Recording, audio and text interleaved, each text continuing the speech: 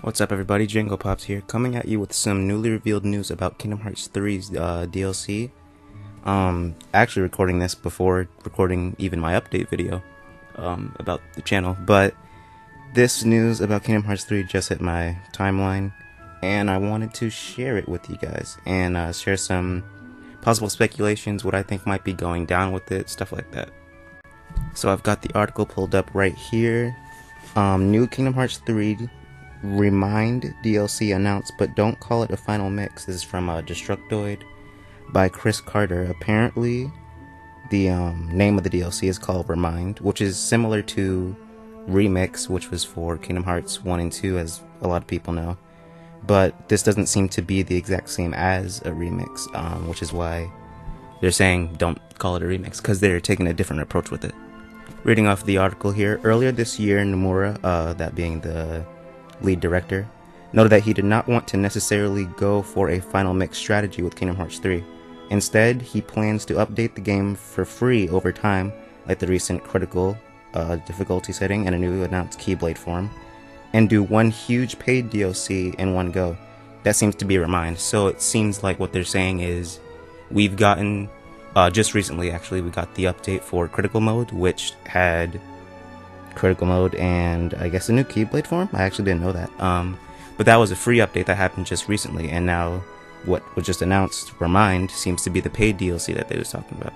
Now what's interesting to me is the fact that Nomura stated that he didn't want to do final mix, because again, reading off the article, just to clarify what final mix is, basically they're, as the article words it, slightly reworked versions that have endgame content.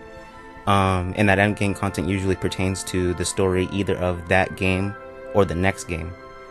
And it's interesting that he didn't want to go for that, because it seems like maybe he's trying to keep the story intact how it already is and not like add too much to it. But that's another thing, getting into the speculation, that I think this DLC actually might be about.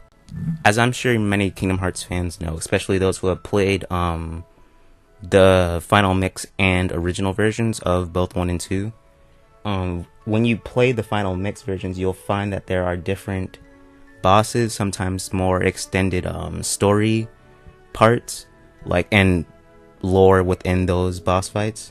And what I'm thinking is that maybe with this ReMIND DLC, that they'll somehow expand upon the ending of Kingdom Hearts 3. I won't spoil it, just in case anyone hasn't seen it, but they'll either expand upon that, or maybe they'll have like a secret final boss that pertains to the next game, as they've done with Xemnas in Kingdom Hearts 1, and who was it in Kingdom Hearts 2? I think it was Young Xehanort?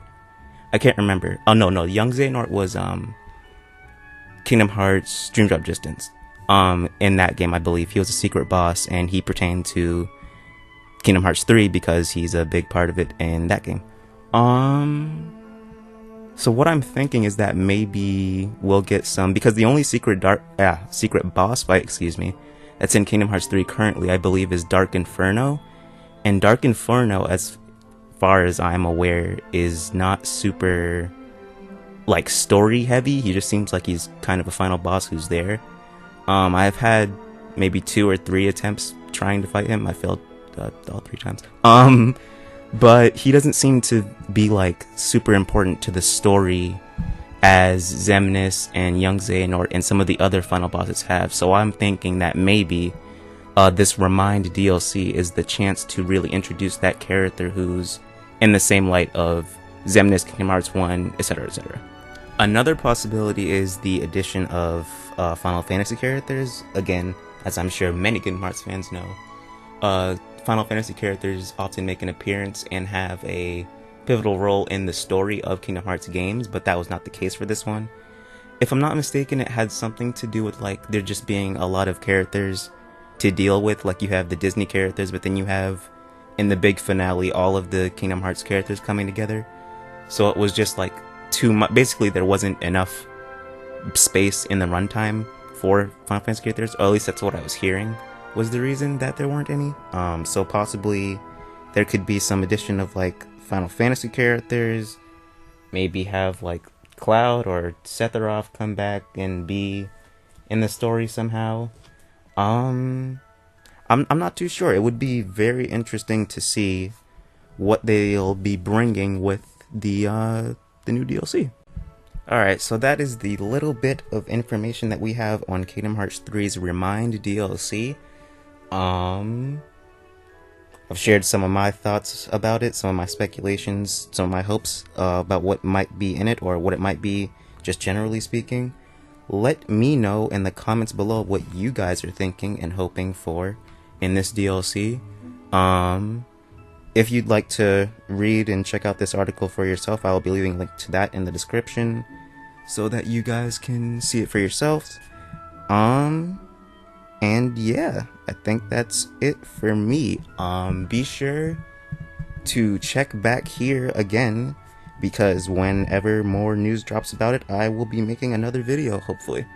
Alright, that's all I got. Let's thank you guys for watching. My name is JaangoPops, and I will see you later. Peace out.